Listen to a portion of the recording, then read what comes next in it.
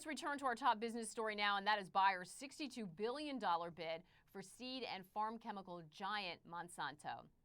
Bayer CEO Werner Baumann joins me now. Thank you so much for being with us. So this very much a bold move. Why do you think Monsanto is worth that big premium you're paying? What do you see in this deal that investors don't? Well, first of all, hello, Maggie, and thanks for having me on stream now. Well, you know, we have been looking at Monsanto and have had many discussions over the past years about the ability to jointly create something bigger than each of us can do individually.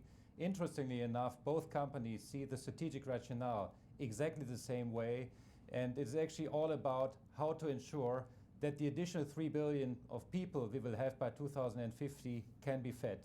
This can only be solved by innovation, and actually both Monsanto and us stand for innovation. One of us with the leading crop business in the world, the other one with the leading seed business in the world. And we firmly believe that the combination of those two can yield significantly higher production of food in the world, and with that is also a very sound business proposition. And we are, as you mentioned, offering a highly attractive premium to Monsanto shareholder, $122 per share, a 37% premium, which I think should be very attractive, since this is also a all-cash offer.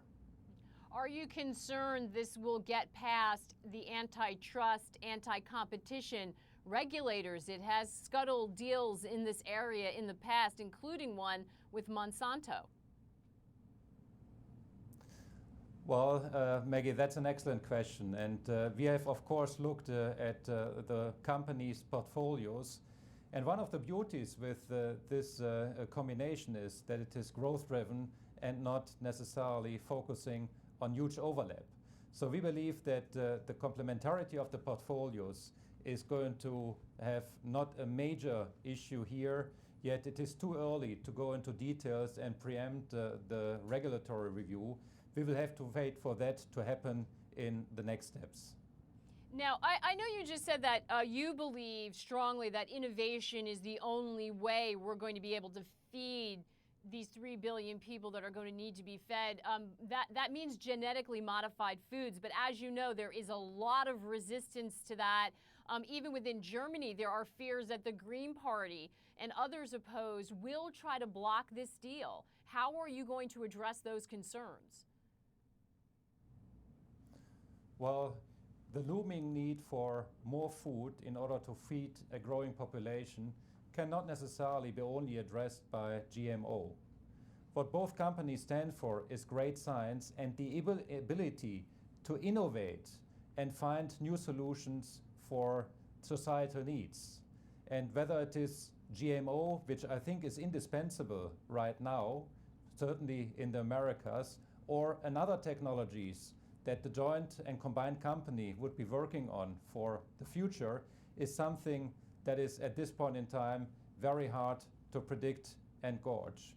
We firmly believe in the only way to address these huge challenges, that is actually technology, because you simply have to look at the fact that arable land is completely limited, and on a per capita basis, the arable land is going to decrease by 17%, and at the same time, output has to be increased by a staggering 60% over the next decades.